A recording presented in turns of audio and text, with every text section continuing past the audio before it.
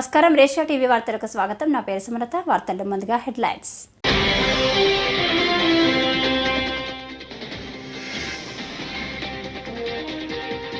ప్రపంచ ఆదివాసీ దినోత్సవ వేళ గిరిజనులతో కలిసి చంద్రబాబు నృత్యం.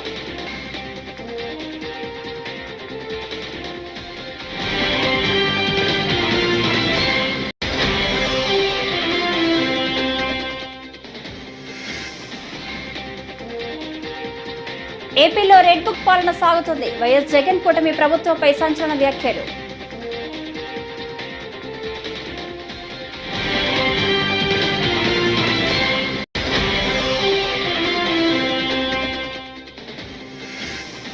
పెండింగ్ నిధులు విడుదల చేయండి, కేంద్ర మంత్రులకు నాదెండ్ల విజ్ఞప్తి.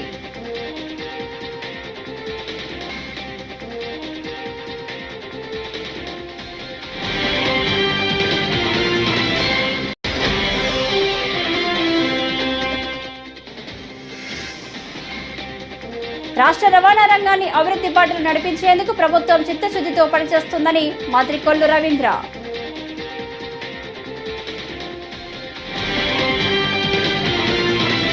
ఇక డీటెయిల్స్ చూస్తే ఏపీ సీఎం చంద్రబాబు నాయుడు ప్రపంచ ఆదివాసీ దినోత్సవం వేళ గిరిజనులతో కలిసి సందడి చేశారు. ఆదివాసీ దినోత్సవ కార్యక్రమంలో పాల్గొనేందుకు విజయవాడ తుమ్మలపల్లి కళాక్షేత్రానికి వెళ్లారు. అక్కడ ఆయనకు మంత్రి గుమ్మడి సంధ్యారాణి ఎమ్మెల్యేలు ఘన స్వాగతం పలికారు. అనంతరం గిరిజనులతో కలిసి చంద్రబాబు కొద్దిసేపు తిల్సా నృత్యం చేసి వారిని ఉత్సాహపరిచారు. గిరిజనుల వద్దకు వెళ్లి వారిని పలకరించారు. ఆ తర్వాత డప్పు కొట్టి గిరిజనులతో మమేకమయ్యారు. వివిధ వేషధారణలతో వచ్చిన వారితో ముచ్చటించారు. గిరిజనులు తయారు చేసిన ఉత్పత్తులతో ఏర్పాటు చేసిన ప్రదర్శనశాలకు వెళ్లి వాటిని పరిశీలించారు. అంతకుముందు అరకు కాఫీ తాగారు.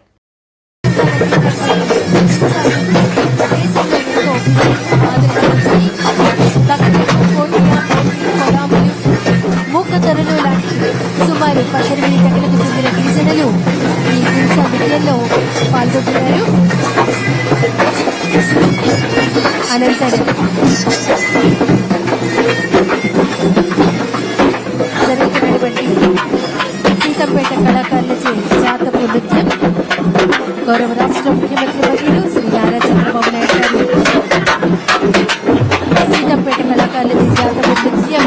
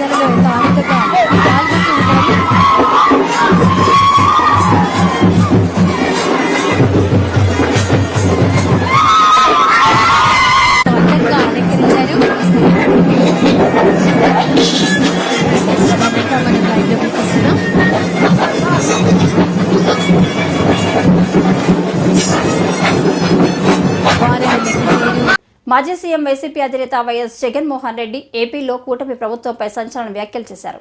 రాష్ట్రంలో రెడ్ బుక్ పాలన కొనసాగుతుందని ఆరోపించారు. రాష్ట్ర వ్యాప్తంగా రెడ్ బుక్ పాలన సాగిస్తున్నారు. ఊళ్లల్లో ఆధిపత్యం కోసం వ్యవస్థలను భ్రష్టు పట్టిస్తున్నారు. రాళ్లు రాడ్లు కత్తులతో గ్రామంలో దాడులు చేస్తున్నారు. ప్రజలకు మంచి చేయాలన్న ఆలోచన ఈ ప్రభుత్వానికి లేదు. రాష్ట్రంలో అరాచక పాలన జరుగుతుంది. చంద్రబాబు మహిళలను మోసం చేశారు. ప్రతి విద్యార్థికి 15,000 ఇస్తారని చెప్పి చంద్రబాబు మోసం చేశారు. ఎన్నికల సమయంలో మాయ మాటలు చెప్పారు. మన ప్రభుత్వమే ఉండి ఉంటే ఇప్పటికీ అందరికీ రైతు భరోసా అందేది అని వైఎస్ జగన్ అన్నారు. అవి కూడా మోసం చేశాడు. పొదుపు సంఘాల అక్క చెల్లెమ్మలకు 0 వడ్డీ కింద డబ్బులు జమ చేయాలి. అది మోసం చేశాడు. అది కూడా ఇవ్వకుండా ఇలా ప్రతి ఏరియాలోనూ కూడా ప్రతి ఒక్కరిని కూడా రైతులను మొదలు పెడితే రైతులను, చిన్న పిల్లలను, పెద్ద పిల్లలను, అక్క చెల్లెమ్మలను ప్రతి ఒక్కరిని కూడా మోసం చేసిన ఈ చంద్రబాబు ఏ ఒక్కరూ కూడా ప్రశ్నించకూడదు, ఏ ఒక్కరూ రోడ్ల మీదకి రాకూడదు, ఏ ఒక్కరూ చంద్రబాబు నాయుడు గారిని నిలదీయకూడదు అని రాష్ట్ర వ్యాప్తంగా రెడ్ బుక్ పాలన సాగిస్తా ఉన్నారు. రెడ్ బుక్ పాలనలో చంద్రబాబు నాయుడు ఆయన కొడుకు రాష్ట్రంలో రెడ్ బుక్ పాలన వాళ్ళు తెరిచి కక్ష సాధింపు చర్యలు వాళ్ళు చేస్తూ ఉంటే అక్కడి నుంచి మొదలైతే నియోజకవర్గ స్థాయిలో ఎమ్మెల్యేలు, మండల స్థాయిలో మండల నాయకులు, గ్రామ స్థాయిలో గ్రామ నాయకులు వీళ్ళందరూ కూడా రెడ్ బుక్లు వాళ్ళు తెరిచేసి వాళ్ళు ఊర్లలో ఆధిపత్యం కోసం ఏ రకంగా వ్యవస్థలను భ్రష్టిస్తూ పోలీసులను నిస్తేదం చేస్తూ పోలీసుల సమక్షంలోనే ఏ రకంగా లా అండ్ ఆర్డర్ను నాశనం చేస్తా ఉన్న పరిస్థితి ఈ గ్రామంలో, ఈ సీతారాంపురం గ్రామంలో సుబ్బరాయుడన్న కుటుంబానికి జరిగిన అన్యాయం ఒకసారి గమనిస్తే ఇక్కడే కనిపిస్తుంది. ఇదే గ్రామంలో ఆధిపత్యం కోసం బూతుల్లో ఏజెంట్ల కింద కూర్చున్న వాళ్ళు, సుబ్బరాయుడన్న కుటుంబం బూతుల్లో ఏజెంట్ల కింద కూర్చున్నారని ఇదే గ్రామంలో అదే రోజు ఆంధ్రప్రదేశ్కు కేంద్రం నుంచి రావాల్సిన నిధులను వెంటనే విడుదల చేయాలంటూ మంత్రి నాదెండ్ల మనోహర్ కేంద్ర మంత్రులకు విజ్ఞప్తి చేశారు. విభజన వల్ల ఆంధ్రప్రదేశ్ నష్టపోయిందని గుర్తు చేస్తూ రాష్ట్రాన్ని ఆదుకోవాలని కోరారు. ఈ మేరకు ఏపీ ముఖ్యమంత్రి చంద్రబాబు ఆదేశాలతో మంత్రి నాదెండ్ల మనోహర్ గురువారం కేంద్ర మంత్రులు ప్రహ్లాద్ జోషి, హర్దీప్ సింగ్ పూరిని కలిశారు. కందిపప్పు కొరతతో ఇబ్బంది పడుతున్నామని, వెంటనే 1,00,000 మెట్రిక్ టన్నుల కందిపప్పు కేటాయించాలని వినతి పత్రం అందజేశారు. దీపం కనెక్షన్ల విషయంపై సీఎం చంద్రబాబు రాసిన లేఖను కేంద్ర మంత్రికి అందజేశారు.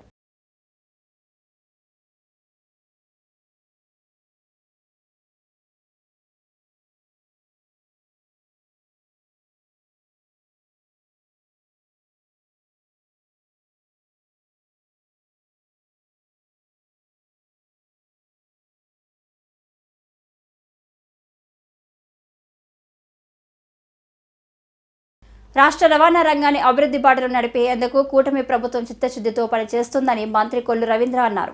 శుక్రవారం మచిలీపట్నం బస్టాండ్ వద్ద నూతనంగా కొనుగోలు చేసిన బస్సుల ప్రారంభోత్సవానికి ముఖ్య అతిథిగా హాజరయ్యారు. ఈ మేరకు ఆర్టీసీ అధికారులు గజమాలతో సత్కరించారు. ప్రత్యేక పూజలు నిర్వహించిన అనంతరం రిబ్బన్ కట్ చేసి ప్రారంభించారు. జెండా ఊపి బస్సుల్ని ప్రజలకు అంకితమిచ్చారు. మనందరికీ తెలుసు, గతంలో ఆర్టీసీకి అన్ని విధాలు కూడా సహకరించింది తెలుగుదేశం ప్రభుత్వంలోనే.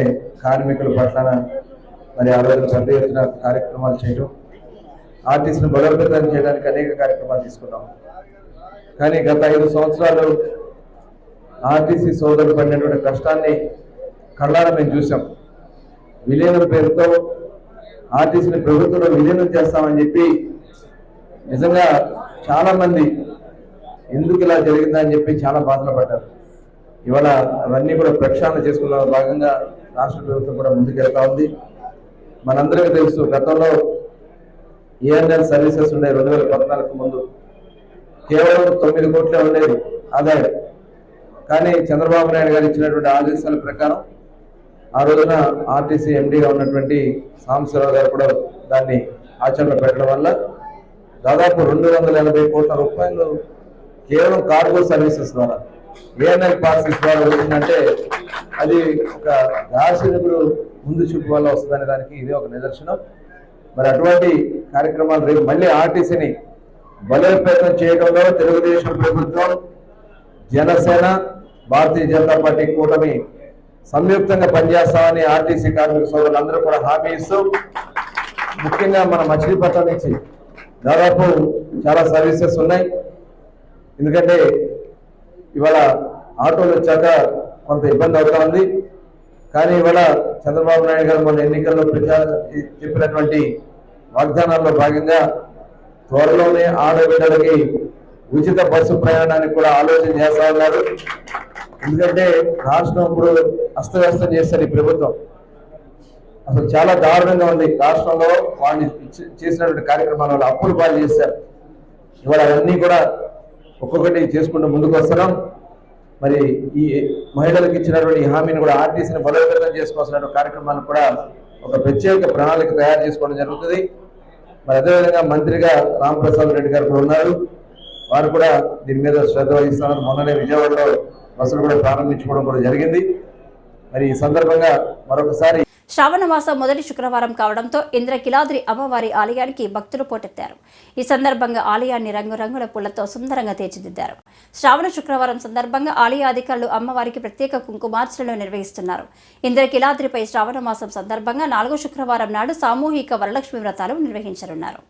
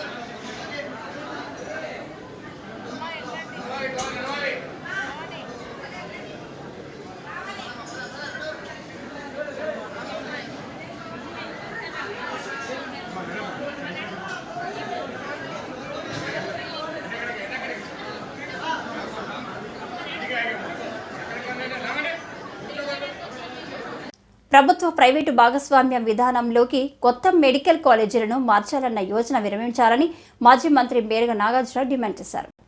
అది ఖచ్చితంగా ప్రభుత్వ కొత్త మెడికల్ కాలేజీల ప్రైవేటీకరణ చేసే చర్యలని ఆయన తేల్చి చెప్పారు. ప్రభుత్వం వెంటనే తన నిర్ణయాన్ని మార్చుకోకపోతే పేద విద్యార్థుల పక్షాన పోరాడతామని ప్రకటించారు.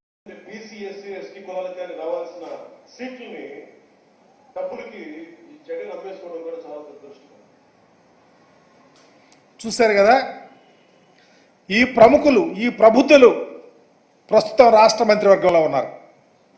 నిన్న క్యాబినెట్ మీటింగ్ జరిగితే క్యాబినెట్ మీటింగ్లో చర్చకు వచ్చినప్పుడు ఈ లోకేష్ అనే వ్యక్తి, పవన్ కళ్యాణ్ అనే వ్యక్తులు ఏమైపోయారు, ఎందుకు మోగబోయారు, ఎందుకు మాట్లాడలేదు, వైద్య విద్యను ప్రైవేటీకరణ చేస్తేనే మీరు జగన్మోహన్ రెడ్డి గారి మీద విషం కక్కారే, ఇప్పుడు ఎందుకు పూర్తిగా అప్పళంగా తీసుకొని వెళ్ళి ప్రైవేటుకు దారాదత్తం చేస్తూ ఉంటే మీరు క్యాబినెట్లో ఏం చేశారు తెలియపరచాలని చెప్పేసి అడుగుతా ఉన్నా. అంటే ఎన్నికలకు ముందు మీరు జగన్ గారి మీద బురగ చల్లడం తప్ప, విషపరాతాలు రాయించడం తప్ప మీ ఆలోచన ఏమీ లేదు. దొంగలుగా మిగిలిపోవాలని తప్ప ఎందుకు మాట్లాడలేకపోయారని కూడా అడుగుతా ఉన్నా. ఒక అడుగు ముందుకేస్తే మీరు చాలా అన్నారు, మేము అధికారంలోకి వస్తే ఈ జీవోలన్నీ క్యాన్సిల్ చేస్తాం, ఈ జీవోలన్నీ రద్దు చేసి మరలా పేద ప్రజలకు అందిస్తారని ఆ సీట్లని చెప్పారు. ఎందుకు రద్దు చేయలేకపోయారు, ఎందుకు ప్రైవేటీకరణకు మద్దతు పలికి రేపు చర్య తీసుకుంటారో సమాధానం చెప్పాలని లోకేష్ని, పవన్ కళ్యాణ్ కూడా అడుగుతా ఉన్నా. మేమేమి అప్పడంగా సీట్లు అమ్ముకొని లబ్ధి పొందరా. ఏనాడు స్వతంత్రం రానప్పటి నుంచి 2019 దాకా ఆంధ్రప్రదేశ్లో 12 ప్రభుత్వ మెడికల్ కాలేజీలు ఉన్నాయి. మేము వచ్చినాక, మా నాయకుడు వచ్చినాక 17 మెడికల్ కాలేజీలను పెడితే ఈ చంద్రబాబు. విజయవాడలో ఈ నెల 24-25 తేదీలలో కేడ్రాయ్ ఆధ్వర్యంలో సౌత్ కాన్ 2024 కార్యక్రమాన్ని నిర్వహిస్తున్నట్లు కేడ్రాయ్ జాతీయ సంయుక్త కార్యదర్శి బి రాజా శ్రీనివాస్ తెలిపారు. విజయవాడలోని ఓ హోటల్లో ఏర్పాటు చేసిన విలేకరుల సమావేశంలో మాట్లాడుతూ సీఎం చంద్రబాబు నాయుడు ముఖ్య అతిథిగా హాజరై ఈ కార్యక్రమాన్ని ప్రారంభించనున్నారని, 5 రాష్ట్రాల నుంచి 1000 మంది ప్రతినిధులు హాజరు కానున్నారని పేర్కొన్నారు. స్వాగతం సుస్వాగతం. సో ఈ సౌత్ కాన్ అనేది 5 రాష్ట్రాల గురించి ఇప్పుడే చెప్పారు రమణ్ రావు గారు, రాజా శ్రీనివాస్ గారు. మేము ఎప్పుడో అంటే ఆల్మోస్ట్ 7-8 ఇయర్స్ బ్యాక్ చేసాము సౌత్ కాన్ చెన్నైలో, అంతకుముందు కర్ణాటకలో బెంగళూరులో చేయడం జరిగింది. ఆ తర్వాత ఈ సౌత్ కాన్ ఆంధ్రప్రదేశ్లో చేయడానికి ముఖ్య కారణము రాజా శ్రీనివాస్ గారు అండ్ క్రెడై ఆంధ్రప్రదేశ్ టీం. ఎందుకంటే ఈ ఇనిషియేటివ్ తీసుకొని ఒక పెద్ద బాధ్యత, అన్ని రాష్ట్రాల నుంచి అందరిని తీసుకొచ్చి ఒక పెద్ద వేడుక ఇది. It's not easy to organise such a big event. అంటే మనం ఈవెంట్స్ ఇంతకుముందు కూడా క్రెడై ఆంధ్రప్రదేశ్ అండ్ క్రెడై తెలంగాణ ఆధ్వర్యంలో ఇజ్రాయిల్లో ఒక ఈవెంట్ చేశాము, నేషనల్ కన్వెన్షన్. ఒక కన్వెన్షన్ చేయాలంటే చాలా పర్సనల్ టైం ఇవ్వాల్సి వస్తుంది. నాకు తెలుసు వీళ్ళందరూ వారి పర్సనల్ టైం ఎంత వెచ్చిస్తున్నారో దీనికి నాకు తెలుసు, ఎందుకంటే I been involved in all these అంటే నేషనల్ కన్వెన్షన్స్. సో ముఖ్య ఉద్దేశం గురించి వారు ఆల్రెడీ చెప్పారు. 5 స్టేట్స్ నుంచి చాలామంది వస్తున్నారు. వెరీ గుడ్ రెస్పాన్స్ ఉంది. అంటే మేము ఊహించిన దానికంటే బ్రహ్మాండమైన రెస్పాన్స్ ఉంది. తర్వాత ఇంకోటి ఏంటంటే దీనికి కావాల్సిన ఏర్పాట్లు మొత్తము, అంటే లైక్ మోటివేషనల్ స్పీకర్స్ అనుకోండి, నాలెడ్జ్ సెషన్ స్పీకర్స్ అనుకోండి. భారత పార్లమెంటులో రాజదండాన్ని తొలగించి రాజ్యాంగాన్ని ప్రతిష్ఠించాలని దళిత హక్కుల పోరాట సమితి కన్వీనర్ కరవద్ది సుబ్బారావు డిమాండ్ చేశారు. ఈ మేరకు ఆగస్టు 13వ తేదీన విజయవాడలో రాష్ట్ర సదస్సులు నిర్వహిస్తున్నామని అన్నారు. గాంధీనగర్ ప్రెస్ క్లబ్లో నిర్వహించిన మీడియా సమావేశంలో సదస్సుకు సంబంధించిన పోస్టర్ను గురువారం ఆవిష్కరించారు. నా పేరు బుట్టి రాయప్ప, దళిత హక్కుల పోరాట సమితి DHPS రాష్ట్ర ఆర్గనైజింగ్ సెక్రటరీ. ఈరోజు DHPS ఆధ్వర్యంలో పత్రికా విలేకరుల సమావేశాన్ని ఏర్పాటు చేశాం. భారతదేశానికి బ్రిటిష్ వారి నుంచి స్వాతంత్రం కోసం అనేక పోరాటాలు, త్యాగాలు చేసి సుమారు 75 సంవత్సరాల క్రితం మనం స్వాతంత్రం సంపాదించుకున్నాం. ప్రజాస్వామ్య వ్యవస్థని కాపాడి రాజ్యాంగాన్ని అమలు చేయాలి, భారతదేశంలో ఉన్నటువంటి కుల, మత, వర్గ వివక్షతల్ని రూపుమాపాలి అని బాబాసాహెబ్ అంబేద్కర్ గారు ఎంతో శ్రమించి రాజ్యాంగాన్ని భారతదేశానికి నిజమైన లబ్ధిదారులకే టిడ్కో ఇళ్ల హక్కు పత్రాలు జారీ చేస్తామని మంత్రి నారాయణ అన్నారు. చిలకలూరిపేటలోని టిడ్కో ఇళ్లను చిలకలూరిపేట ఎమ్మెల్యే ప్రత్తిపాటితో కలిసి ఆయన పరిశీలించారు. ఈ సందర్భంగా మీడియాతో మాట్లాడుతూ సీఎం ఆదేశాల మేరకు గేటెడ్ కమ్యూనిటీల స్థాయిలో టిడ్కో ఇళ్ల ప్రాంగణాలు అభివృద్ధి చేస్తున్నామన్నారు. మార్చి చివరి నాటికి అన్ని హంగులతో వాటిని లబ్ధిదారులకు అందిస్తామన్నారు. ముఖ్యమంత్రి గారి చేతుల మీద ఒక 100 అన్నా క్యాంటీన్స్ యాక్చువల్గా స్టార్ట్ చేస్తున్నాం. మిగిలిన 103 కూడా ఆగస్ట్ ఎండింగ్ లోపల కంప్లీట్ చేయాలి. అంటే బిల్డింగ్స్ రెడీ అయిపోతున్నాయి. ఎవరైతే యాక్చువల్గా సప్లై చేస్తారో వాళ్ళు కిచెన్స్ ఎస్టాబ్లిష్ చేసుకుంటున్నారు. కిచెన్లు ఎస్టాబ్లిష్ చేయడానికి కూడా కొంత టైం అడిగారు. అందువల్ల ఆగస్ట్ 15th 100 అన్నా క్యాంటీన్లు, మిగిలినవి ఆగస్ట్ ఎండింగ్ లోపల పూర్తి అవుతాయి. ఈ నేపథ్యంలో చిలకలూరిపేటలో నేను యాక్చువల్ ఇన్స్పెక్షన్ చేయడం జరిగింది. పనులన్నీ పూర్తి చేశారు, చక్కగా చేశారు. ఆ అధికారులందరినీ నేను ప్రత్యేకంగా అభినందిస్తున్నాను. అదేవిధంగా చిలకలూరిపేటలో ఆ రోజు మంత్రిగా ఉన్న పుల్లారావు గారు యాక్చువల్గా మా చిలకలూరిపేటలో ఇంతమంది పేదలు ఉన్నారు, నాకు 5,000 వచ్చిన ఇళ్ళు కావాలంటే అవన్నీ ఆ రోజు శాంక్షన్ చేయడం, లాటరీస్ ఇవ్వడం జరిగింది. అయితే ఈ గత ప్రభుత్వం, వైఎస్ఆర్సీ ప్రభుత్వం వీటిలన్నింటినీ నిర్వహణ చేసింది. అంటే అన్ని జిగ్జాగ్ చేసింది.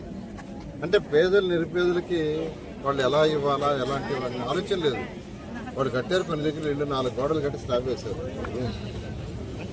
వాళ్ళ ఒక ఎమ్మెల్యేనే కామెంట్ చేశాడు కొనుక్కోవడానికి కూడా కుదరదని. కానీ మేము చక్కగా షీల్వాల్ టెక్నాలజీ భారతదేశంలో అప్పటికి ఎవరు కట్టల, ఫస్ట్ టైం ఆంధ్రప్రదేశ్లో కట్టాము. దీనికి 100 రూపాయల నుంచి 200 రూపాయలు ఎక్కువ ఖర్చు అవుతుంది. అయినా చాలా లాంగ్ పీరియడ్ మన్నిక ఉంటుంది, స్ట్రాంగ్గా ఉంటాయి. అలాంటి టెక్నాలజీతో కట్టాము. చక్కటి రోడ్లు వేసాము, డ్రింకింగ్ వాటర్ ఫెసిలిటీ. అంతేకాకుండా కాలనీ కట్టిన తర్వాత అక్కడి నుంచి వచ్చే బాత్రూంలో, టాయిలెట్స్ నుంచి వచ్చే వాటర్ని ట్రీట్మెంట్ చేసి బయటకు వదలాల, అవి కూడా పెట్టారు స్వీరేజ్ ప్లాంట్.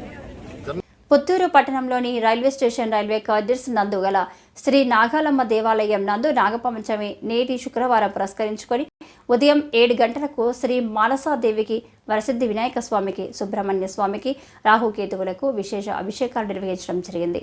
అనంతరం ఆలయ నిర్వాహకులు భక్తులకు ప్రసాదాలు పంచిపెట్టారు.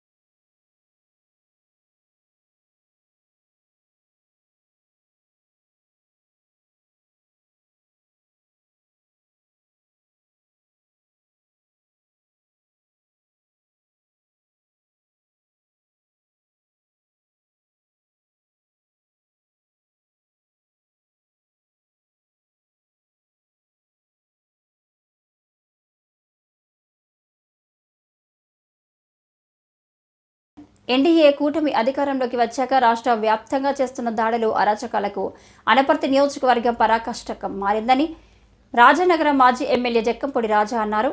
బిక్కవోలు మండలం ఇళ్లపల్లి గ్రామ సర్పంచ్ లొల్లభద్రాన్ని మాజీ ఎమ్మెల్యే సూర్యనారాయణ రెడ్డి, వైసీపీ నేత డాక్టర్ గూడూరు శ్రీనివాస్తో కలిసి ఆయన పరామర్శించారు. ఈ కార్యక్రమంలో పలువురు నాయకులు పాల్గొన్నారు. ప్రజలచే ఎన్నుకోబడి ఈ గ్రామస్తులందరి యొక్క మనసులు గెలుచుకుని ఒక సర్పంచ్గా ఎన్నికయ్యి ఈ గ్రామానికి మంచి చేయాలనేటువంటి బలమైన సంకల్పంతో పనిచేస్తూ ఉన్నటువంటి మీ సర్పంచ్ గారిని కేవలం రాజకీయంగా కక్షపూరితమైనటువంటి ధోరణితో ఇవాళ రాష్ట్రం మొత్తం మీద తెలుగుదేశం పార్టీ చేస్తూ ఉన్నటువంటి అరాచకాలలో భాగంగా అనపర్తి నియోజకవర్గం ఓ పరాకాష్ఠకు చేరిందనేటువంటిది ఖచ్చితంగా మనందరికీ కూడా స్పష్టంగా ప్రతిరోజు జరుగుతూ ఉన్నటువంటి సంఘటనలన్నీ కూడా మనకు అర్థమయ్యేటట్టుగా కనిపిస్తూ ఉంది. ఈ అరాచకాలకి తిరుగుబాటు అనేటువంటిది మొదలైంది. ఇప్పటిదాకా సహనంగా ఓపికతో గాంధీ గారు ఓ చంప మీద కొడితే ఇంకో చంప చూపించమని అన్నాడు అన్నట్టుగా డాక్టర్ గారి దగ్గర నుంచి మొదలుపెట్టి ఈ నియోజకవర్గంలో ఉన్నటువంటి ప్రతి కార్యకర్త కూడా ఈ క్షణం వరకు కూడా చాలా సంయమనం పాటించి ఇప్పటిదాకా ఓపిక పడుతూ వచ్చారు. ప్రజలు ఎన్నికల్లో ఒక తీర్పు ఇచ్చారని అంటే ఎంతో గొప్ప నమ్మకంతో మనల్ని ఏదో ఉద్ధరిస్తారు. కేంద్ర ప్రభుత్వం అవలంబిస్తున్న కార్మిక వ్యతిరేక విధానాలపై సంఘటిత పోరుతోనే అడ్డుకోగలమని సిఐటియు నాయకులు శేషుబాబ్జీ పేర్కొన్నారు. శుక్రవారం కాకినాడ హెడ్ పోస్ట్ ఆఫీస్ వద్ద సిఐటియు ఆధ్వర్యంలో ఆందోళన కార్యక్రమం చేపట్టారు. ఈ సందర్భంగా ఆయన మాట్లాడుతూ మోడీ నాయకత్వంలోని బీజేపీ ప్రభుత్వం అధికారంలోకి వచ్చి రాగానే కార్పొరేట్ సంస్థలకు మేలు చేశారని, కార్మికులకు మాత్రం అన్యాయం చేసిందని ఆయన విమర్శించారు. దేశవ్యాప్తంగా అంటే జిల్లా కేంద్రాలను కూడా ఈ నిరసన ధర్నాలు నిర్వహిస్తుంది. 1942 సంవత్సరంలో ఆగస్టు 9వ తారీఖుని క్విట్ ఇండియా అనే పిలుపుని మహాత్మా గాంధీ ఇచ్చారు. బ్రిటిష్ వాళ్ళని ఈ దేశం నుంచి వెళ్ళిపోమని చెప్పి. ఇప్పుడు మేము పిలుపు ఏంటంటే కార్పొరేట్ కంపెనీలకి పిలిపిస్తున్నాం, మీరు పెట్టుకుంటారా బాబు అని చెప్పి ఈ దేశాన్ని, దేశ ప్రజల్ని, మూలుగుల్ని పీల్చివేస్తూ ఉన్నారు.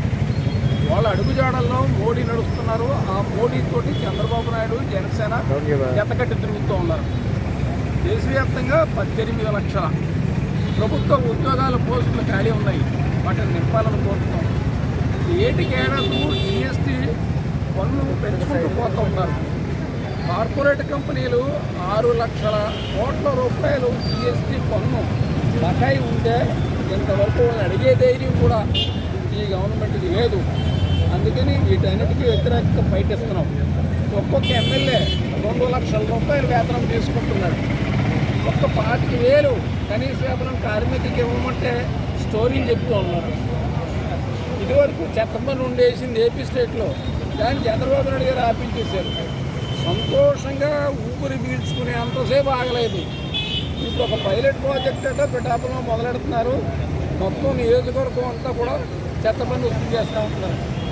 జగన్మోహన్ రెడ్డి చెత్తపన్ను 30 రూపాయలు పెట్టాడు. ఇప్పుడు పవన్ కళ్యాణ్, చంద్రబాబు నాయుడు కలిపి 90 రూపాయలు పెడుతున్నారు. అంటే 3 రెట్లు ఎక్కువ. ఇంటికి మొన్న కడుతున్నాం కదా, దాంట్లో నర్సీపట్నం మున్సిపాలిటీ బలిఘట్టం ఎస్సీ కాలనీలో గృహ నిర్మాణం చేస్తున్న దళిత మహిళను ఇబ్బందులకు గురి చేసిన సచివాలయం సిబ్బందిపై చర్యలు తీసుకోవాలని మాల మహాసేన అధ్యక్షుడు చైతన్య గురువారం డిమాండ్ చేశారు. నర్సీపట్నంలో మాట్లాడుతూ అదే అంశంపై ఆర్డీఓకు, మున్సిపల్ కమిషనర్కు గతంలో వినతి పత్రం అందజేశామన్నారు. ఇంతవరకు వారిపై చర్యలు చేపట్టకపోవడం అన్యాయమన్నారు. చర్యలు తీసుకోలేని పక్షంలో ఆందోళన చేపడతామన్నారు. అందరికీ జై భీమ్. నేను పొందుగల చైతన్య, మాలేషన్ రాష్ట్ర అధ్యక్షుని, అలాగే న్యాయవాదిగా పనిచేస్తూ ఉన్నాను. ఏదైతే ఈరోజు నర్సీపట్నంలో ఈ కుమారి అనే ఒక బాధితురాలు ఏదైతే తన ఇల్లు నిర్మాణం చేస్తున్న క్రమంలో అక్కడ టౌన్ ప్లానింగ్ అధికారులు లంచం ఇవ్వమని వేధింపులకు గురి చేయటం, అలాగే ఇల్లు కట్టుకొని మిగతా వాళ్ళలాగా కాకుండా ఈ అమ్మాయిని టార్గెట్ చేస్తూ 50,000 రూపాయలు లంచం ఇవ్వమని డిమాండ్ చేయడం జరుగుతూ ఉంది. అయితే ఆమె ఈ సదరు విషయాన్ని వారం రోజుల క్రితం నర్సీపట్నం మున్సిపాలిటీలో కంప్లైంట్ ఇవ్వడం, అలాగే ఆర్డీఓ గారికి ఈ విషయం తెలియజేయడం జరిగింది. అప్పటి నుంచి ఇప్పటి వరకు మున్సిపల్ అధికారులు, కమిషనర్ గారు కానీ, ఆర్డీఓ కానీ ఎటువంటి చర్య తీసుకోకపోవడానికి ఖండిస్తూ ఈరోజు మేము ఈ మున్సిపల్ కమిషనర్ గారిని కలవడం జరిగింది. మేము ఈ చర్యను ఖండిస్తూ ఉన్నాం. ఎవరైతే ఈ ప్రస్తుత ముఖ్యమంత్రి చంద్రబాబు నాయుడు గారు ప్రతిపక్షంలో ఉన్నప్పుడు నేను గతంలో న్యూస్ చూశాను, వారి ఇంటి నిర్మాణం కోసం టౌన్ ప్లానింగ్ అధికారులు లంచం డిమాండ్ చేస్తే చంద్రబాబు నాయుడు గారు అధికారంలో రాగానే ఆ అధికారులు ఎవరైతే తన యొక్క నిర్మాణం కోసం లంచం తీసుకున్న వారి మీద చర్య తీసుకున్న క్రమాన్ని అందరూ ఆంధ్రప్రదేశ్ గమనిస్తూ ఉంది. అలాగే ఈ ఆడబిడ్డ విషయంలో ఎవరైతే లంచం డిమాండ్ చేసి వేధింపులకు గురి చేస్తున్నారో వారి మీద తక్షణమే చర్య తీసుకోవాలని మేము డిమాండ్ చేసి ఈరోజు మున్సిపల్ కమిషనర్ గారిని కలవడం జరిగింది. మున్సిపల్ కమిషనర్ గారు 2 రోజులు టైం ఇవ్వండి, ఖచ్చితంగా ఎవరైతే శాఖాపరమైన చర్యలు నోటీసులు ఇస్తామో శాఖాపరమైన చర్యలు తీసుకుంటాను. మేము ఒకటే డిమాండ్ చేస్తున్న ఈ క్రమంలో ఎవరైతే ఈ ఆడబిడ్డ విషయంలో, ఎందుకంటే అక్కడ ఉన్న ఎస్సీ కాలనీలో ఎవరికి అక్కడ ఉన్న వారికి ఎక్కడ ప్రాపర్ రిజిస్ట్రేషన్ డాక్యుమెంట్స్ లేవు, ఎక్కడ కూడా ప్లానింగ్ ఎక్కడ కూడా అవలంబిస్తున్న విధానం లేదు. అయితే కొత్తగా ఒకవేళ ప్లానింగ్ కావాలని ఈ వార్తలు ఇంతటితో సమాప్తం. నమస్కారం.